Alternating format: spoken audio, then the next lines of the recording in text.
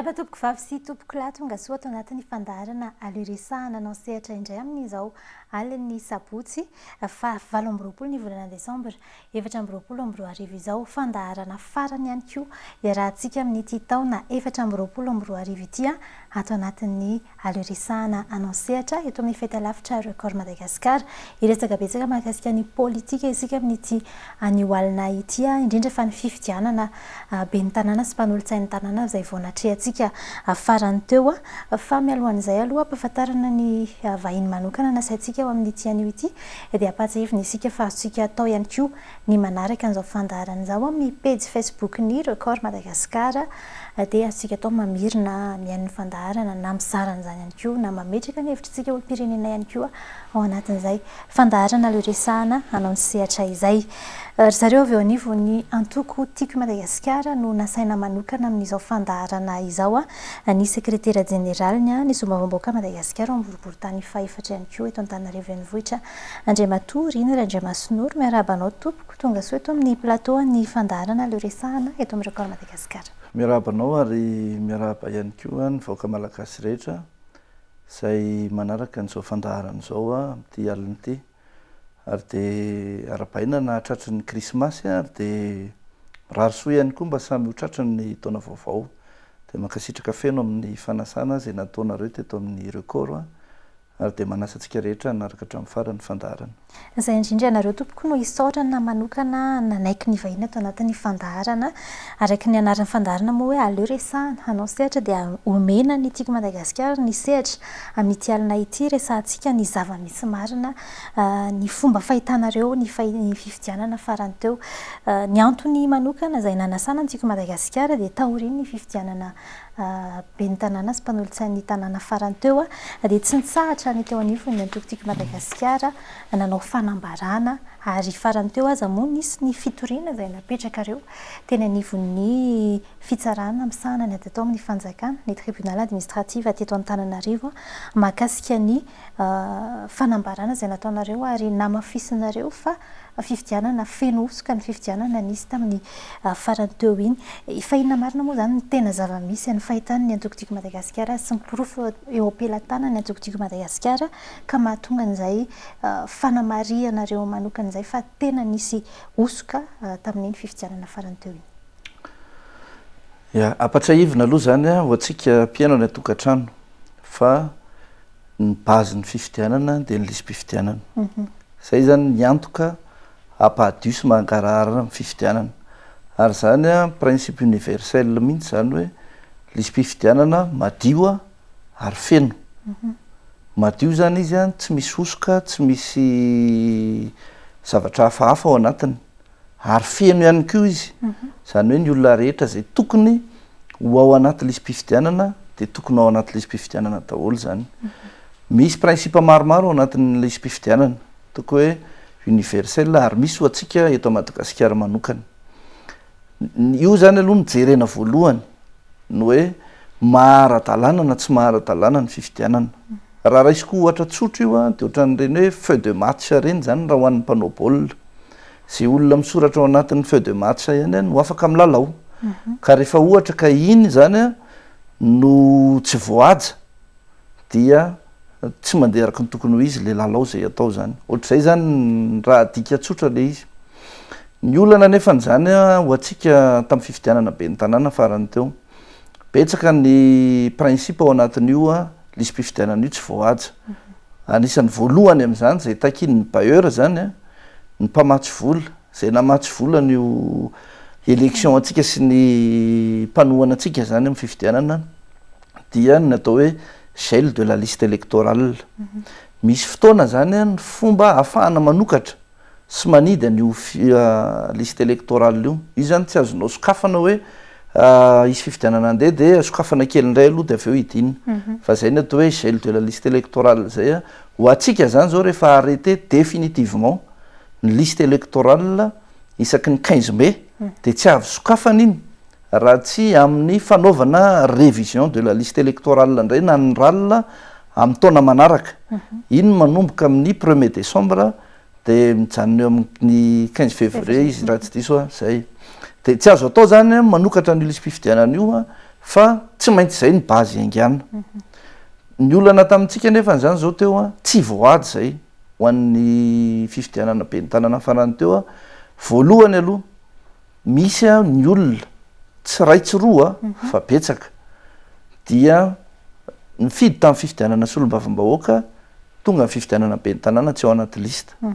ary zany masoko a nahita ary misy témoignage zany ary misy ihany koa PV any UIC ny fomba namoahana ny liste électorale farany teo zany hoe mbola nanana fahefana mihitsy ny teo anivon'ny CENI teo amin'ny district nanala zay tiany hoe sorina tao anatin'le listy mpifidianana ary nanatsofoka olona zay tiany ho atsofoka zay aloha ray voalohany zany ny faharoa de ny fampiasana ny resaka ordonnance ny ordonnance zany tsy natao hoe misy fifidianana de zay olona tsy tafiditra rehetrarehetra ao anaty listy mpifidianana de anaovana ordonnance indray de afaka mandeha mifidy tsisy antony intsony zany ny anaovana n'le principe voalohany hoe gel de la liste électorale teo a sy ny révision fa lasa azo sokafana arak'izay tiany atao lalàna nefa tsy mamela an'izay fa forsinina nataon'ny tribunal zay a sy nataon'ny CENI zay ndray tsy kombakomba tao anatin'le izy satria raha ny esprit any resaka ordonnance zany arak'le voalazako teo aloha teo a de ny olom-pirenena ray mantsy a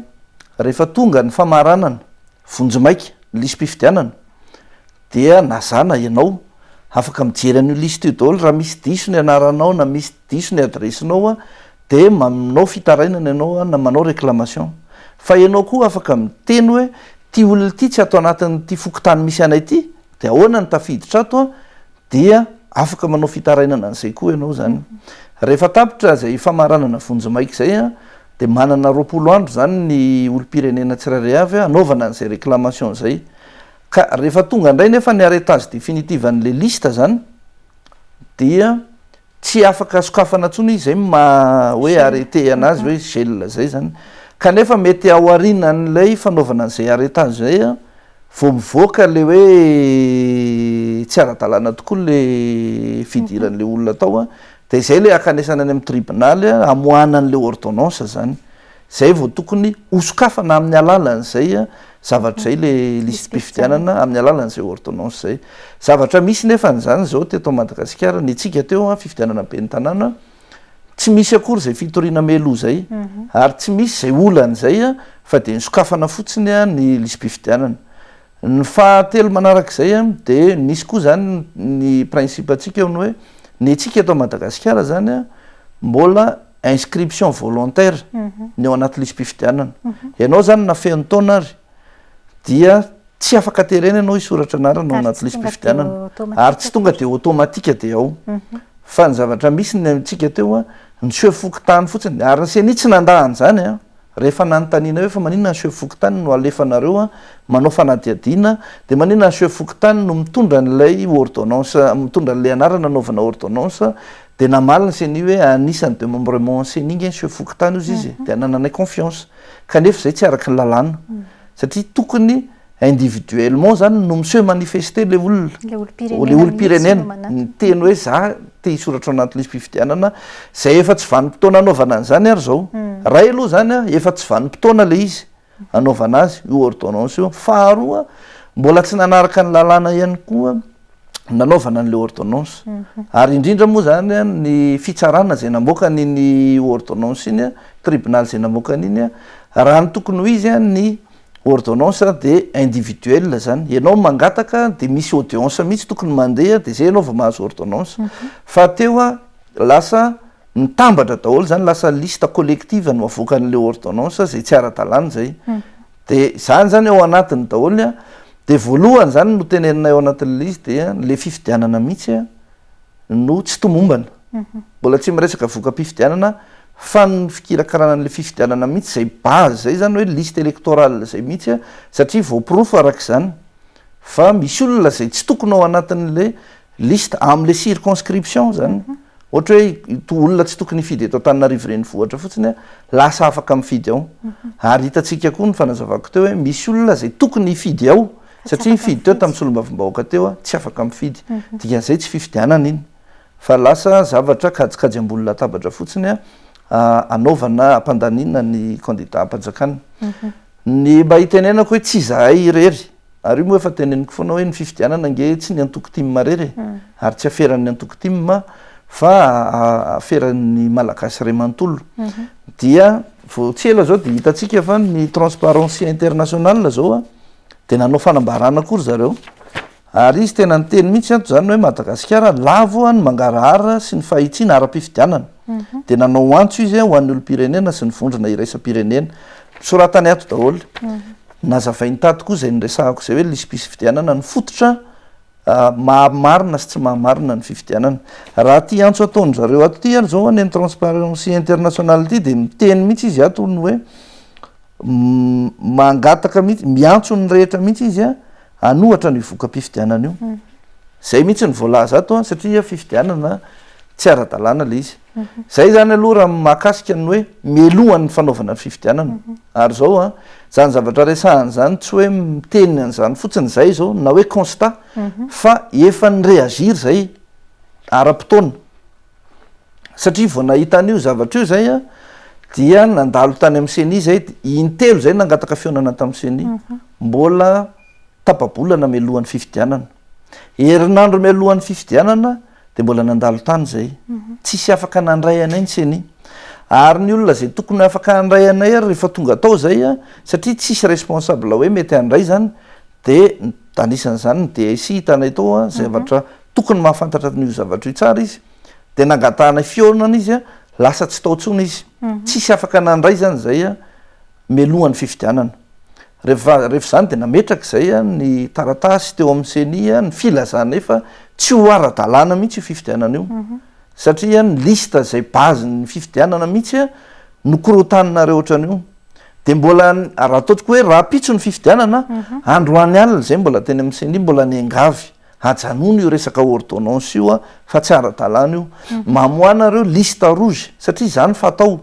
na efa lasany amin'ny bureau de vote any ary zany ny lisy-pifidianana de mamoaka lista rouge ny senia araka ny fifampiresahana eto zany misy principe apetraka hoe reto kosa tsy tokony ho izy a dia tsy afaka mandeha mifidy retolo reto de mamoaka an'izay lista rouge zay izy a ho aparitaka isaky ny bureau de vote de iny zany rehefa tonga ny olona hifidy a de iny ny verifiana voalohany hoe sao de ao anaty lista rouge izy fa tsy nisy nataon'ny seni zany rehetrarehetra zany a na ray ary ninona zany fangatahanay a mialohan'iny fifidianana iny zavatra nitakinay ara-dalàna mihitsy mba ampadio ny fifidianana fa tsy nanaiky an'izany hatramin'ny farany ny seni inona nefa ny zavatra nyseho ho an'Antananarivo renivohitra fotsiny ny ampitson'iny a rehefa natao ny fifidianana de kitoto le izy tsy sécurisé mihitsy ny lisy-pifidianana iny eto Antananarivo renivohitra misy hoe am'roa atoandro zay vao miazakazaka vany ny chef fokontany tondran'le lista hoentina andeha hifidy teto anosy zato atsinanana teto mihitsy tonga vao maraina teto a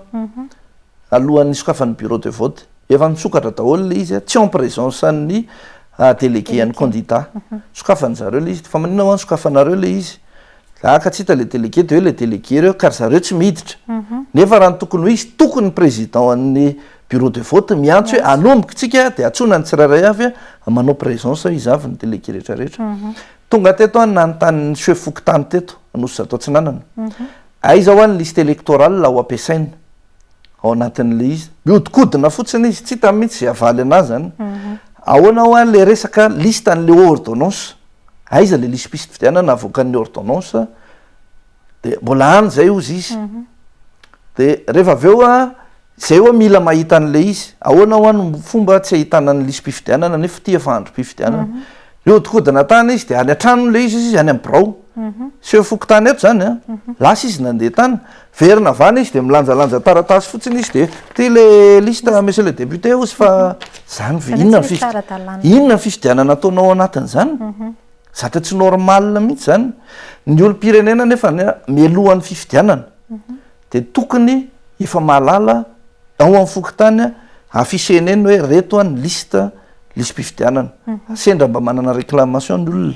na mahita olona hoe tsy tokony hifidy ao fa zany ny zavatra niainana teto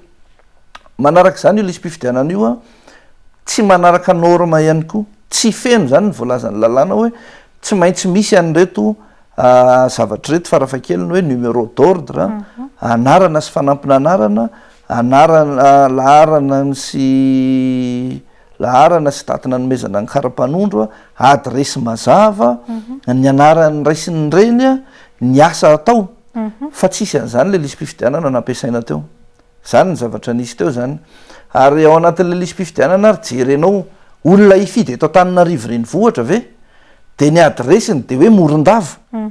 ny adresiny de hoe Aria Tsioromandidy ao anaty lisy mpifidianana ahoana moa no mahatonga an'izany zavatra zany dika zay zavatra amboarina fotsiny le izy a ary reto zany zao reto zavatra netiko reto a mahakasika an'iny lisy mpifidianana iny ty zany zao a zao ny ateviny tena boky ray manontolo tsy fahatomombanana anankiray fotsiny ty ny ato anatin'ity zany zao a dia reo lisy mpifidianany anaran'ny reniny anaran'le reniny le reniny teraka prénom an'le olona ihany zay fotsiny ao zay tsy anarana feno ohatra zany zao a ny za zany zao a Rina Randriamasinoro de ny anaran'ny reniko atao anatin'ity zay exigen'ny lalàna zay tsy maintsy hoe tokony atao de ny anarako ny reniko a de hoe Rina fotsiny de père inconnu a zay daholo ty de ty manaraka ty ndray zany zao a ity a zao ny ateviny olona efa ao anatin'ny liste électorale arrêté tamin'ny 15 mai fa any amin'ny circonscription hafa any amin'ny toerana hafa izy no mifidy a fa nefa izy a lasa namoahana ordonnance nahafahana mifidy eto Antananarivo zay zany ny mahakasika an'ireo de ny fahatelo a raha ny tokony ho izy araky ny lalàna tsy mihoatra ny 700 ny olona tokony hifidy ao anaty bureau de vote anankiray kanefa nyty zany zao raha ty boky ray ty fotsiny a ny isan'ny bureau de vote mihoatra ny 700 teto Antananarivo reny vohatra fotsiny a de fa reo ny isany zany hoe tsisy fanarahan-dalàna tsisy nininina tany amin'ny CENI zay a mbola taony secrétaire exécutif any CENI taony DSI tena tsy nitsahatra namerina an'izany fanontaniana zany a misy éclatement ana bureau de vote ve dia namaly zareo tsy misy netiko teo amin'ny daholo ny proof ohatra anosy zato atsinanana maninona ny bureau de vote ray raha tokony ho 700 lasa 1050 ny olona ifidy ao zany satria amin'ny reto liste anankiroa reto anisan'izany a ao Ampefiloha-Ambodirano raha tokony ho 700 fa raha fa betsany 1050 ary anosy mahavelona raha tokony ho 700 lasa 1050 inona fanazavanareo entinareo ary zany ho an'reto a tsy manana valy izy tsy misy valy teny ao anatin'izany de ny teny mihitsy koa zay zany taony tako hoe mba meo anay satria zoanay mahita an'le ordonnance nahafahanareo napiditra an'le anaran'le olona ao anaty lisy mpifidianana satria tsisy mahasokatra lisy mpifidianana afatsy nareo eto anivon'ny CENI de tsy nahazo valiny tamin'izany zay tsy navela mihitsy talohan'ny fifidianana aloha de hoe tery ny fotoana tsy ahafahana manao an'izay vita ny fifidianana satria zay efa nyteny hoe io ndray tsy avelana hipetrapetraka fotsiny satria zao voalohany zao de efa fantatray fa tsy fifidianana ty ataonareo ty fa kajikajy fotsiny ty a endrikendrika fifidianana fotsiny a ary zay ny fitahanareo sy ny sandohanareo a nampirotsaka ny candidat anaika lasa micautionné an'le zavatra ataonareo fotsiny fa zay tsy maintsy hitadiny fahamarinana nytihatra amin'ny farany vita ny fifidianana verina tany zay mba meo anay am'izay le izy fa vita ny fifidianana tsy afaka manomery zareo ka manontany ianao zany hoe manahoana ny fijerinareo an'le fifidianana inona no mahatonga anareo miteny hoe fenosoka ny fifidianana zay aloha ny proof voalohany mahakasika an'lisy mpifidianana fotsiny zay ny faharoa ny osoka hitanay ihany koa zany nanana PV constat d'huissier zay efa 30 mahery ny anomalie hitanay tamin'iny andro mpifidianana iny mba hialana zany hoe teniko no miteny na teninay mpanaradia fotsiny de mitondra huissier mihitsy zay tao anatin'le izy anisan'izany ohatra teo andrefanambojanahary andihana gendarme sy miaramila andihana gendarme sy miaramila tsy mipetraka eto Antananarivo de atao rajout fotsiny amanjatony zany ny rajout anefa tsy afaka tsy azo atao ny manao rajout zany hoe avany amin'ny circonscription hafa ianao de andeha hifidy aty amin'ny circonscription hafa amina fifidianana manakaiky vahoaka voaralany lalàny zay fa ny rajout zany tsy valable raha tsy même circonscription raha ohatra zany Antananarivo renivohitra ny resahana raha olona mipetraka any ambato be izy ka mandeha manao mission aty Nosy Atsinanana de zay izy ny valable ny razoany aty satria izy atao anatin'ny lisy mpifidianana n'le circonscription fa reo gendarme sy miaramily reo tsy mponiny eto Antananarivo renivohitra ary reo tsy olona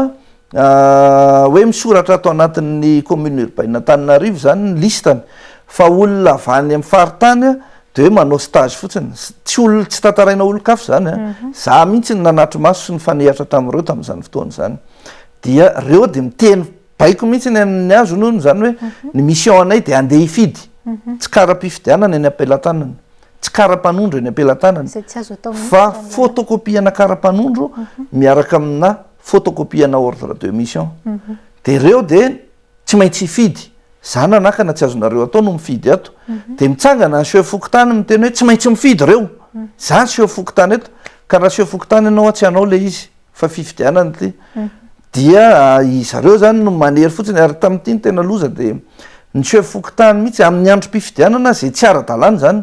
no miditra anaty bureau de vote tsirairay avy ary ny seo fokotany ny tena mandray anjara feno mitarika ny olona hoe reto mifidy ato ary mbola firaisana tsykombakomba ny seny ihany koa satria ao anatin'ireny bureau-pifidianana reny de fantatritsika tsara misy ny atao hoe bureau électoral misy président bureau de vote eo misy ny assesseur sy ny karazany fa ny akamarony izy rehetrarehetra zany ny akabeazany dia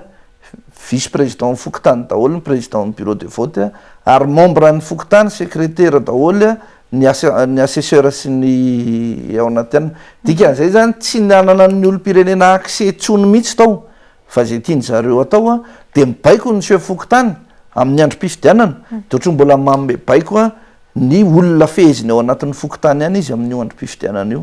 zany tsangan-dravatra ray voalohany ny tsangan-dravatra faharoa ihany koa de misy hoe ao anatin'iny androm-pifidianana iny rehefa sokafana rehefa ataony dépouillement zany fanisambato mihoatra 300 ny olona mifidy ny bulletin rehefa isaina mihoatra 50 ny olona mifidy ny bulletin ao anatin'ny urne io tampotamiko misy bulletin 20 mikambana miara-milatsaka ao inona tsony moa ny fifidianana ataonao am'zany zany no manam-pirofo satria tsy isy tsony zany lisy mpifidianana anarahanao maso an'izany satria eny am-pelantanany seo fokotany ny lisy mpifidianana efa misokatra iny pli confidentiel pli électoraux iny de efa tsy hainao tsony hoe banga firy ny bulletin de lista nge any am-pelantanany seo fokotany afaka fenofenony eo fotsiny de soniaviny de asiany bulletin fanaraka amin'iny de alatsany ao anaty urne rehefa avy eo zany tsy mahasécurise an'le fifidianana satria ny teneniko teo mibazy lisy tokony harovana tsara iny liste iny tokony tsisy olona afaka hikitikitika iny na seo fokotany ary tsy manana zo hikitika an'iny kanefa mifanohatra am'izay eny am-pelantanan'olona misy antony ngereny mato sécurisena rehefa aterina any amin'ny bureau de vote arahana gendarme sy miaramile zay ny esprit zay fa maninona le izy amin'ny androm-pifidianana mihitsy hoentin'olotsotra mandehandeha hoentin'ny seo fokotany mandehandeha any tsisy sécurité zany hoe avaiza tokoa iny na inona ny ao anatin'iny zavatra iny zany tsangan-davatra ndesy tamin'iny fifidianana iny daholo akoatra ny fitondrana andihan'olona hoe reto tsy maintsy mifidy na ahoana de io mpitolo fotsiny zay nilaza ihany keo ianareo hoe nisy mety efa voalaza ihany teo amin'izay hoe seo fokotany nitondrana izy jeva hoe fampiasana fa ifampanjakana tamin'iny fifidianana iny tiako mafisina kely ihany keo monsieur le SG hoe ireo nambaranareo rehetra teo reo zany efa no hamarinareo niaraka tamin'ny misy avokoa ve ny fisian'ireo inona ny fepetra no raisinareo rehefa avy eo nametraka fitoriana ve akoatriny hoe nakany amin'ny sianito ny zavatra resahako rehetra zany aloha anananay pirofo daholo ary ny pirofo rehetra teo am-pelantanana efa navadika constat d'huissier daholo zany dia ny zavatra etape efa nataonay zany zao na ny seni ary efa nomena ny résultat fikarohana nataonay amin'io resaka lisy mpifidianana io ary zay efa nitondra huissier teny amin'ny seni ihany ko nanapirofona hoe tsy mety andray anay ry zareo tsy mety hiresaka aminay ry zareo nisy fangatahana nataonay hoe aloha mba jerenay ny ordonnance zay nanaovana n'io lisy mpifidianana io tsy nentina mean'izany izy zoanay nefa zany ary zoan'ny olo-pirenena rehetra zany zoan'ny société civile fa na ny société civile ary na ny safidy a na io transparency internationale io a samy miteny an'izany daholo hoe nikonokononony senirery-tany nisy mpifidianana fa tsy nisy afaka nijery an'izany dia zay ny etape nataonay voalohany. Ny faharoa mbola ao anatina délai réglementaire zany tsika zany zao a raha mahakasika ny élection a dia nanangona ny proof rehetrarehetra reo moa zahay a de napetrakay teny amin'ny tribunal administratif zany de eny amin'ny tribunal administratif zany zao a ny raharaha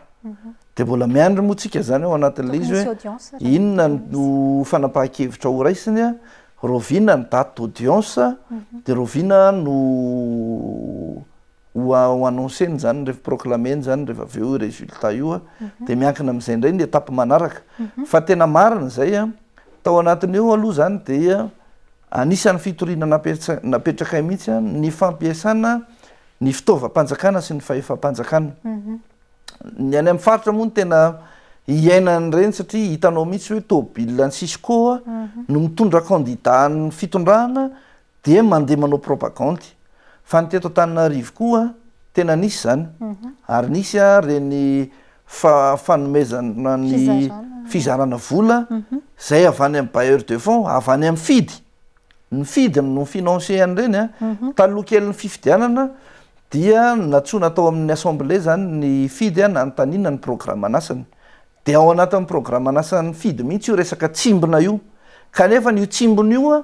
no lasa motifa nanaovana propagande teto Antananarivo natao anaty fotoana ny fifidianana mihitsy tao anatin'ny fampelezan-kevitra dia zany a tsy vola hoe volam-panjakana na hoe etra fotsiny ary io zany raha etra mantsy io zany a de mba efa vola teo ampelantanana fa io mbola famatsim-bola tika zay mbola tsika mivaoaka malagasy any no amerina n'io vola io rehefa avy eo nefa nampiasaina anaovana mpitolo ampandresena candidat mpanjakana fotsiny zany de efa tsy ara-dalàna ary zany a manafona ny vato avy hatrany ho an'le candidat zany indrindra moa fitenenany izy vatatenany mihitsy no miteny hoe zany candidat mpanjakana dikan'izay nge ho ampiasaina zany ny fitaovam-panjakana ho ampiasaina ny fahefam-panjakana entina ampandaniana azy manontany izy saty zany ry gouverneur inona moa zany gouverneur zany ange zany entinao hitenenana mihitsy hoe ampandaniana ny candidat mpanjakana raha zay fotsiny tsy hiteny zavatra hafitsika fa raha zay zavatra zay no entina amin'ny fitsarana tsy miangatra toko hoe international la ny ivelany hoe mba constaté ty zavatra ty a mety sa tsy mety a de efa vita ho azy ny resaka tsy tokony ho candidat akory ny an'ny fitondrana iny zany a ary tsy tena hoe ny disqualifié fa foana ho azy ny vato ananany ka zay zany zao a mbola zany zavatra resahako rehetra zany a efa niprofonay daholo zany ary efa tafapetraka somatsara eny anivon'ny tribunal administratif de raha araky ny lalàna moa de misy ny tribunal administratif zay hitsaran'zay olana ara-pifidianan'zay a raha sanatria tsy afa-po ao anatin'izay a dia mandeha any amin'ny conseil d'état fa zay aloha eto zany a mbola tsy mieritreritra hoe ho lasa réseau hatrany amin'ny tribunal administratif zany satria mialohan'ny fifidianana efa lasa réseau hatrany amin'ny tribunal première instance satria tany no ny délivré an'io ordonnance io ny chef district no mivalide an'reto lista rehetrarehetra reto miaraka amin'ny chef fokontany ary ny CNI no mampiditra an'le anarana ao anatin'lay lisy mpifidianana melo kely n'io androm-pifidianana io a tonga teo amin'ny tana 4 zany teo amin'ny centre informatique ny district ny CNI zany de nanontany tao a ary nasinay zany PV anao IC mihitsy hoe aiza ny ordonnance tonga eto nireo keto izy izy ny fangatahana tato amin'ny tana 4 tsy mihoatra ny ronjato nireo keto zany hoe raha ny listany olona tokony ho ordonnance ao amin'ny tana 4 zany tokony ny ronjato de ahoana na 12 000 latsaka ny tana 4 12 000 latsaka ny tana 4 de ka io efa baiko avaniny fotsiny hoe tany nisy ordonnance de reto ampidirina aiza ny information namenonana io zay ozy izy anarana sy kara-panondro fotsiny voarainay a voaray anay amin'ny IC daholo zany resaka zany de zay niterena fotsiny hoe fiainonareo ny information ambony zay no mahatonga an'io lasa hoe adresy morondavy adresy tsyoromandidy zay mahatonga an'io hoe pairin inconnu ahoana moa ny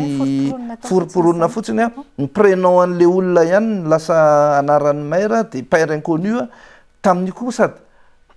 olona ao anaty lisy mpifidianana ve de sady pairin inconnu anao ny maire inconnu ahoana moa ny ampitombona n'zany zavatra zany a de zay zany zao ny zatra misy atsika kehitriny fa za aloha de tena manamafy ny fifidianana iny zany a tsy fifidianana mihitsy iny natao iny ary tsisy zay tsy miteny zany manaiky hoe tena efa tafahoatra no ataon'ny senia tafahoatra ny ataon'ny fitondram-panjakana mifehan'ny rafitra rehetrarehetra eto Madagasikara dia tompona andraikitra moa izy amin'ny zatra mety iseho atao amin'ny firenena ateraka izany zavatra zany fa zay araky ny teneniko foana mampanao politika anay a zay tsy mipetraka fotsiny koa jaranay manabe ny olo-pirenena rehetra sy manentana hoe efa tsy izy tsony ty zatra miatra eto amin'ny firenena ty Ndresaka réseautage ianao to monsieur le SG manaona tiako virenina kely fotsiny alohan'ny rosotsika amin'ny fantanina manaraka ny fitokisanareo ny fitsarana zany amin'ity raharaha ity a raha sanatria anareo ka tsy afapo amin'izay valin'ny fitsarana eo zay tsirarisika moa izay no isy a inona no mety efa eritreretin'ny team ho atao sahady aorian'izay to mbola mametraka aloha zany zay eo anivon'ny tribunal administratif satria io zany a no tribunaly maefa amin'ity resaka fifidianana ity ary io zany a ny tribunaly ametrahana fitoriana amin'ny ady atao amin'ny fanjakana io zany mba antenaina hoe anana ny fahaleovatenany ve noho izy zay hoe tribunal fametrahana fitoriana amin'ny ady atao amin'ny fanjakana zay dia araky ny lalàna mbola ao anaty délai réglementaire ho atsika araky ny teneniko teo a de nametraka ny fitoriana ihany aloha zany zay dia eo tsika miandry zany mahita hoe ivaly ve zay a ary ivaly anaraka an'izay tena fahamarinana ve no avoaka eo fa io tsisy efa tsy miteny am'izao tsy fahatomombanana tamin'iny fifidianana iny zany de atoky ve za isa tsy atoky a ny vahoaka rehetra mihitsy koa no antaniko atoky ve tsika sa tsy atoky fa adidy aloha zany araky ny lalàna satria mbola manara-dalàna sika dia mbola voafaritry ny lalàna ny fametrahana an'izay fitoriana zay fa zay tsy manafoana ny plan hafa zay tokony ho atao raha sanatria efa tena tonga ao amina tena hoe tany tsy tandalàna ntsony Madagasikara tsisy dikany ntsony ny ampiasaina lalàna satria ny fahitana be sy ny maro azy ny lalàna lasa natao hanenjehana sy arovana zay olona lasa natao hanenjehana ny fanoerana zay mitsangana amin'ny teny fotsiny aingana be ny fampiasana ny lalàna raha ohatra ka misy olona miteny manotohana zao fitondrana zao na manoitohana ny zavatra ataon'izao fitondrana zao ao anatin'izao fahasahiranana mahazo ny voaka malagasy zao na miteny fahamarinana eny anivon'ny seny ary aingana be ny fampiasana ny lalàna voasambotra le olona tenenana hoe araky ty lalàna ty dia zao ny sazy mahazo anao fa nefa le lalàna tena aprimy maray-panginina mihitsy manoloana ny zavatra zay tena iaraha mahita sy hita maso izany tsy mahalala n'ireny ordonnance reny izany tsy mahalala hoe 35 000 teto Antananarivo reny vohatra 45 000 ao anatin'ny ray volana résultat na ralina révision annuelle de la liste électorale tsy mahita an'izany résultat zany fa ao anatin'ny ray volana hiatrika fifidianana be ny tanàna mahita an'izany résultat zany tsy mila toriana akory zany de efa fantatra zany hoe tsy ara-dalàna ka angina ve izy manoloana an'izay mbola hialokaloka hoe araky ny lalàna ohatran'izao fa rehefa zay ny zavatra mitranga de efa manabe ny olo-pirenena zay mampahafantatra hoe tsisy Madagasikara misy lalàna zany ntsony eto tsisy lalàna hiaro anao eto satria zo fototry ny olo-pirenena no mandeha mifidy ary io zo faratapony ananan'ny olo-pirenena io zany zay tsy tokony isy avitany itsakitsaka kanefa efa hitsakitsahana ary tsisy lalàna miaro an'izany tsisy lalàna miaro an'izay fahafahanao zay tsony fa ny lalàna misy eto lalàna fanenjehana anao raha hitsangana ianao anohatra ny zavatra tsy mety de apetraka amin'ny olo-pirenena rehetra zay hoe zay zavatra iainantsika eto Madagasikara ny politika no mifehy ny fiainantsika ary ny politika no mampahatra antsika farany ohatr'izao tsy vao zao vao nisy filoham-pirenena teto Madagasikara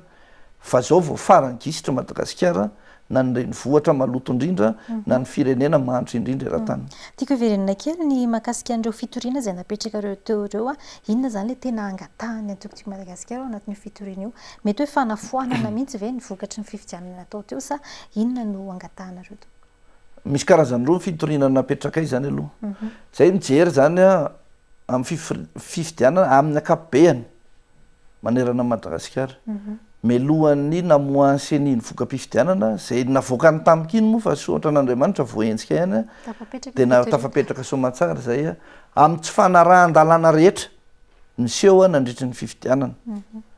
Tao aorinan'ny famoahana an'iny koa dia nisy ny fitoriana zay tsy fanarahan-dalàna rehetra ihany koa tao amin'ny andron'ny fifidianana zany. Dia ao anatin'izay fitoriana rehetra zay zany no misy ny fanafoanana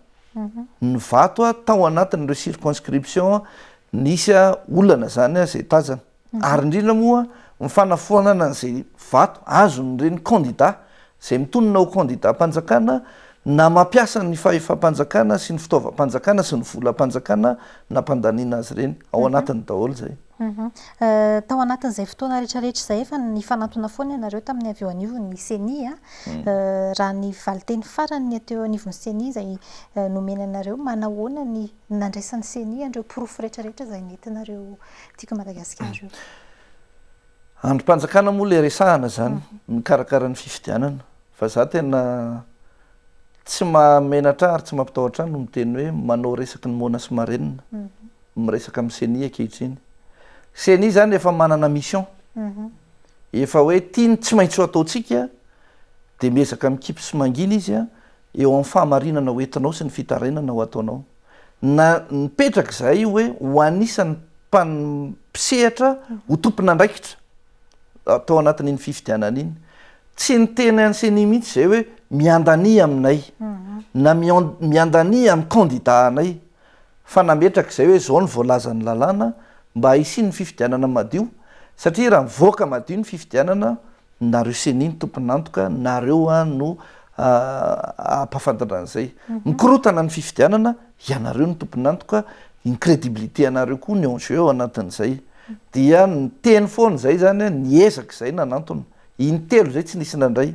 niezaka ny teny hoe zao ny tokony ho izy zao ny tokony ho atanterahana fa tsy nisy mihitsy zay fionana mba tena nahafahanao miteny hoe reto le tokony ho izy. Ny filohan'ny CENI amin'izay tonga ho io dia ao ihany izy fa izy no mbola manao tournage-na klipy tsy afaka mandray anay nefa resaka fifidianana no resahana melohan'ny fifidianana dia isolo tena omeny anay dia miteny hoe tsy tapako ty fa tsy maintsy mbola miera amin'ny filohan'ny CENI dia miteny zay hoe tsy manina miandreto tsy efa mba resao vetivety izy tena tsy afaka manana zany fa adana aloha mandeha nareo dia atsona rehefa aveo. Raha-pirenena zany ve no ataonao olona tompon'andraikitra eto anivon'ny firenena ianao tompon'andraikitra ny filaminana ianao antoko ny filaminana satria raha misy ny tsy fetezany zavatra raha misy ny mitroatra ny olona rehefa aveo dia tompon'andraikitra ianao satria ianao no natonga an'izany ka manontany ianao hoe manahoana ny fionana tamin'ny CENI dia ohatry ny resaky ny Mona sy Marenina ao efa samy hafa ny fahamarinana ho anivon'ny CENI sy ny oentin'ny société civile sy ny antoko politika satria samy miteny daholo ny société civile sy ny antoko politika dia hitantsika moa tamin'ireny kabary ny interview nataon'ny filohan'ny CENI raha namoaka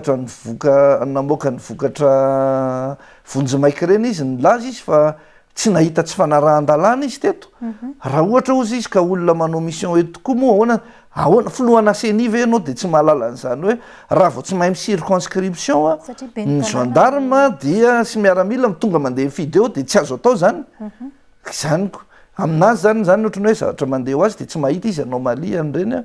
dia raha resaka CENI manokana aloha raha tenako manokana afa-po amin'ny firesahana amin'ireo fa tsy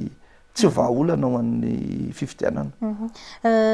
Manahoana mety ho fetraikany izay zava-misy rehetra fanaporofonareo ny tsy fanarahan-dalàna sy tsy fetezana tamin'ny fifidianana iny raha eo amin'ny setra iraisam-pirenena manokana no jerentsika inona ny sary omen'izay ho an'ny Madagasikara to? Efa raha tsika mahita aloha zany reny atoko hoe hainao manjery tsy eto Madagasikara fotsiny ireny fa ny any ivelany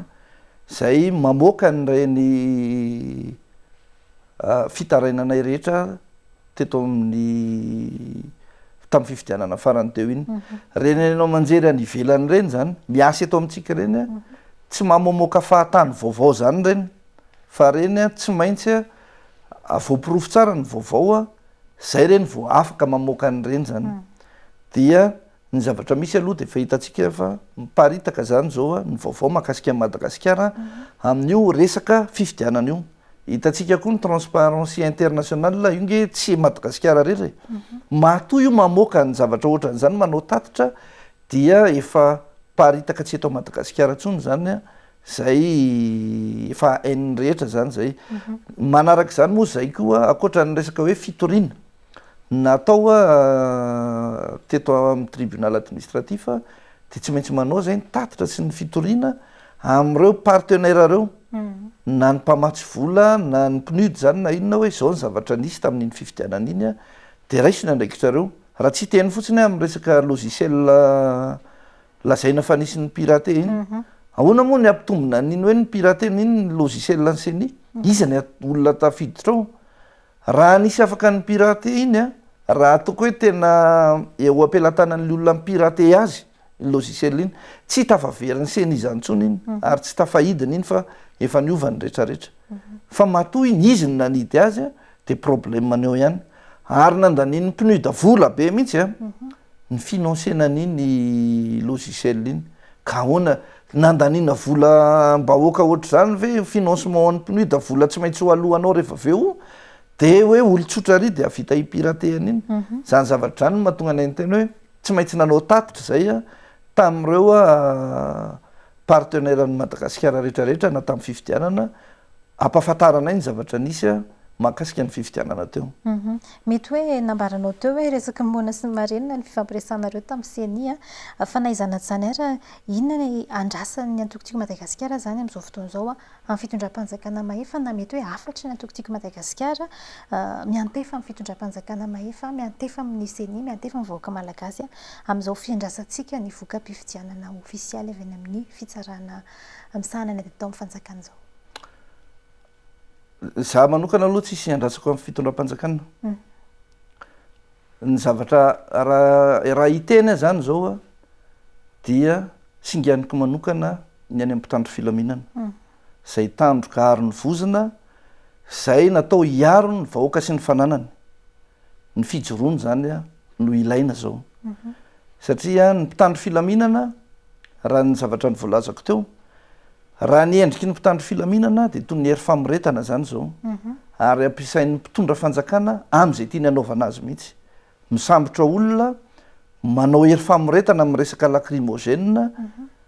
dia mbola ampiasain'ny mpitondra fanjakana ihany koa amin'ny resaka fanaovana ny alabato mandeha mifidy satria zareo no mahazo baiko andeha hifidy zany de raha hitodika zany dia ny eritreretiko anana ny fahaleovatenany ny mpitandro filaminana miantso ny feo amin'ny fieritreretana hoe mba tongava saina mitodi ho an'ny vahoaka sy ny fananany fa aza mba manaiky fitaovana ho ataon'ny olombitsy fitaovana fotsiny hiaro ny tombotsoany manokana fa raha ny fitondram-panjakana amin'ny ankapobeny fitondram-panjakana no miteraka ny korotana io ny fitondram-panjakana no mahatonga n'ireo ordonnance isan-karazan'ireo mahatonga n'io baiko sy tsindry mahazo ny seny io ary mahatonga an'ireny feo mivoaka ireny hoe zany candidat am-panjakana de ampandaniny candidat am-panjakana zany fa mitodika ampitandro filaminana ao anatin'izay hoe miantso anareo zay miantso anareo ny vahoaka mba mijoroanareo tena mba hoandry ankina ny vahoaka fa tsy lasa hery famoretana ampitahotra ny vahoaka fotsiny de ny fitsarana no atsona ihany koa anatin'izay satria raha araka ny rafitra demokratika eto Madagasikara tokony samy anana ny fahaleovatenany na ny fahefana mpanatanteraka ny fahefana mpanao lalàna na fahefamitsara zany de zay no mahatonga anay miantso ny tribunal administratif hoe sahy mijoro fa ny vahoaka eo anilanareo manao tsara nareo de ho tsarain'ny vahoaka arakarak'izay manao ratsy nareo de tsisy ho afa-maina eto angefa de samy hoe to hitan'ny vahoaka eto foana ny zavatra ataonareo Ndresaka mikasika ny fitoriana sy ny fahitanareo andreo tsy fanaran-dalantsika teo fa efa mamaraparana sady ny fiarahantsika tompoko tiako apetraka any ty fanontaniana ty hoe raha ny vokatra teo am-pelantanany ny antokotiako Madagasikara tamin'ireo PV zay nataony ireo délégué anareo isaky ny isaky birao mpifidianana ho an'ny teto Antananarivo renivohitra manokana nanao ahoana ny fahitanareo ny voka-pifidianana zay navoaka ny CENI farany teo iny tompoko raha ho an'ny commune Antananarivo renivohitra taorin'izay moa nisy andreny hoe nisy tafiditra tao anatin'ny tranokalan'ny CENI zay ka nitsombadika ny voka-pifidianana nareo manokana ve manamafy ny amin'ny hoe tokony nandresy ny candidat anareo tamin'ny fifidianana nary teo ary reny alabato reny a mandresy ny candidat anay mandresy ny candidat anay zany raha ny fifidianana teo Antananarivo renivohitra fa iny hoe raha antsika mahita hoe iny vokatra navoakan'ny CENI dia iny ihany koa andro vitsivitsy ny ampitson'iny ihany angamba dia hafa ndray ny vokatra tao dia tsika mahalala hoe inona reny zavatra reny ty hoa fampatsiahivana ihany tsy nisy mipiraty zany iny sitiny CENI mbola ho hitantsika moa ary io zany tena eto dia miantso mihitsy satria misy namanay zany any voatazona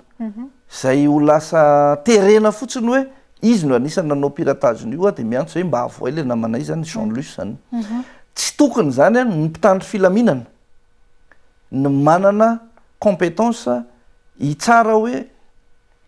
nisy mipirate sa tsy nisy mipirate ty logiciel ny CENI ty nga ny anatra manokana ny resaka informatika moa ny mpitandro ny filaminana na ny mpitsara eto amintsika fa mialohan'ny amoahan'ny fitsarana didy zany makasika ny momba azy sy ny tena nanana hoe confirmation hoe tena nisy mipirate tokoa iny logiciel ny CENI iny dia mangataka mihitsy zay rehefa nyteny any PNUD zay mandefasa expert manao audit an'io logiciel ny CENI io dia tokony hita hoe nisy olo-kafa tafiditra tokoa ve tao akoatran'izay administrateur tokony ho hitsofoka ao anatin'io administrateur io ary raha traceny zany dia tokony ho hita zay zany vao afaka miteny an'izany tsika fa tsy hoe misy zavatra miseho fotsiny dia tonotononona fotsiny hoe nisy mipirate io na tonga n'iny zavatra iny dia vao vatamtamika eo le olana fa tokony misy expert manao audit an'iny expert international na national tsy maninona zay omen'ny PNUD na contradictoire koa ny tokony ho izy mba miara mijery dia misy rapport zay vao afaka miteny hoe nipiratendra koto ty na mipiratendra be fa za terena fotsiny hoe ianao nanao an'izao dia ianao nanao an'izao dia tsy maintsy ianao zany nipirate an'io tsy ohatry zany ny tokony ho izy kosa fa tokony mba misy an'izay rapport d'audit zay zany fa manaraka ny resaka tandrametaka amin'io resaka CENI io tsy vaovao iny zavatra nisy teo amin'ny sitiny CENI iny satria tamin'ny tirage au sort tamin'ny 2023 nanatrika an'izany zay tamin'ny fifidianana filoham-pirenena rehefa natao amin'izay le atsapaka dia anoratra an'le izy tsy tao anatin'le fichier ny anarany Ngaiany Rajoelina tsy mivoaka tao zany ny anarany Ngaiany Rajoelina tamin'iny fa ny raha nahita teo zany hoe teo vao nisoratana natao sisy tao zany dikan'izany fandikanay azy fotsiny zany amiko zany amin'ny mampanao politika ana misy zany efa voaomana hoe raha ny tokony ho izy satria tamin'ireny mafy be ny contestation hoe tsy mizaka ny zoam-pirenena malagasy izy fa efa mizaka zoam-pirenena frantsay tsy tokony hirotsaka eto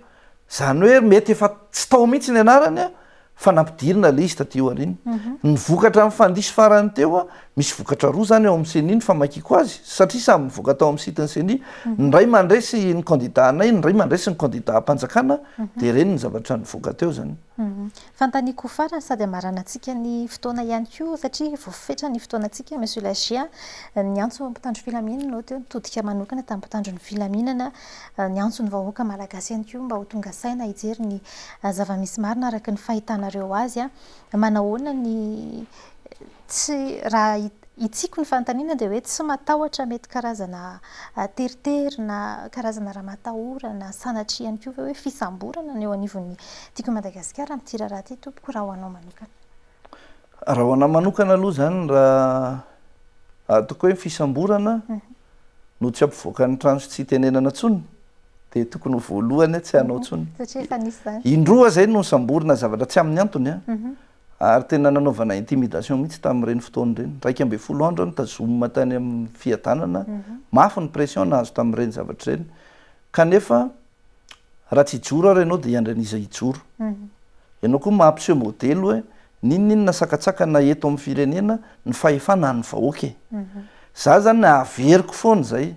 ry vahoaka malagasy ny fahefana anao ny fahefana ny olona manao hery famiretanao anao androany a olona nindrana fahefana nampindraminao fahefana mety nampindraminao ara-dalàna kanefa mety koa nanao amboletra tamin'ny alalan'ny osoka ny nazahoan'ny fahefana fa azadino a ny fahefana any ny vahoaka malagasy anao Madagasikara anao tomponantoka ho an'ny Madagasikara ianao nge reo olona rehetrarehetra reo nge manana nationalité any ivelany any reo rehefa mamay eto a na tsy tsara ntsony ny firenentsika de lasa izy mandeha mivoaka any za manokana tsy manana an'izany ary zay ny anentanako ny vahoaka malagasy rehetra zay tsy maintsy hiara ionina eto tsika tsy maintsy hiara izaka ny fiainana mafy eto tsika raha farany indrindra maneran-tany Madagasikara zao tsy Madagasikara akory any tsy misy arena mbola anisan'ny firenena manan-karentsika arena-kibon'ny tany na ny arenany ranomasina na ny zavaboarintsika zany fa ny olo-pirenena tsy tonga any amin'ny isam-batan'olona zay arena zay ary zay no marodre fitenenana hoe mahantra indrindra eran-tany ny mponina zany ny mponina miainao amin'le firenena ny mahantra indrindra eran-tany fa tsy le firenena akory fa raha ny aren'ny firenentsika mbola betsaka ary tokony ampiadana ny vahoaka malagasy fa zay ny anentanako ny vahoaka malagasy hoe tsy misy azo tsy afaka hialitsika fa tsika rehetra samy eto samy tompona ndraikitra amin'ny hoavy ny fiainatsika de manentana foana hoe ny mpitondra nge ny mahatonga ny fahasahiranana misy dia resaka politika foana fihezin'ny politika ny fiainatsika de sahi tsika rehetra manao politika ary sahi mijoro amin'ny toerana misy atsika tsirairay avy aza matahotra ny resaka intimidation sy fampitahorana zany fa misy dika ny tolo miteny hoe mitapetsy lany mamba farany ary afatra kosa indray satria zay sisa no tsy voambarantsika teo mitodika amin'ireo mpanarajiny antokontsika Madagasikara amin'izao fotoana izao ao anatin'ny fiandrasana ny voka-pifidianana ofisialy avy any amin'ny fitsarana misanana de atao amin'ny fanjakana satria mety efa misy kivikivy ihany ny mpanarajiny antokontsika Madagasikara amin'izao fotoana izao manoloana andreo ataontsika hoe savorovory ao anatin'izay fiandrasana ny voka-pifidianana izay tompoko ny afatra zany ho atsika mpikatroky ny atokotika Madagasikara ny atokontsika tsy hoe antoko voaniorana androany na omaly 5 taona zay ny ezahana na mitehana ny antokotika Madagasikara ary tsy voandroany tsika ny atrika fifidianana fa hitatsika reny hoe antso-jay isan-karazany hitatsika ny antso-jay natao tamin'ny mpitarika rehetrarehetra fa ny afatra de tsy maintsy mijoro tsika ny antoko lehibe mahatanjaka indrindra raha eto Madagasikara raha antoko ny resahana ary tsy mbola misy antoko na resy ny antoko timma zany mato misy zany de resaka fitambarana antoko amina zavatra anankiray no entina miadiny antokotiko Madagasikara fa de mbola mametoko zay mpitarika ny antoko timma hoe eto zay hiaraka foana tsika tsy maintsy mijoro isika ninninona karazana antso-jay ninninona karazana faneriterena de aza atao mahakivy zany fa tsy maintsy mijoro tsika ho an'ny firenetsika ary tsika tsy maintsy mahazo ny fahefana ihany koa ny tanjona mba hahafahana mamerina ny fiadanana ho an'ny vahoaka malagasy fa de mankahery atsika rehetra amin'izay ady rehetra zay mbola tsy maintsy ohatra atsika mba hahafahantsika mampijoro fahamarinana eto amin'ny firenena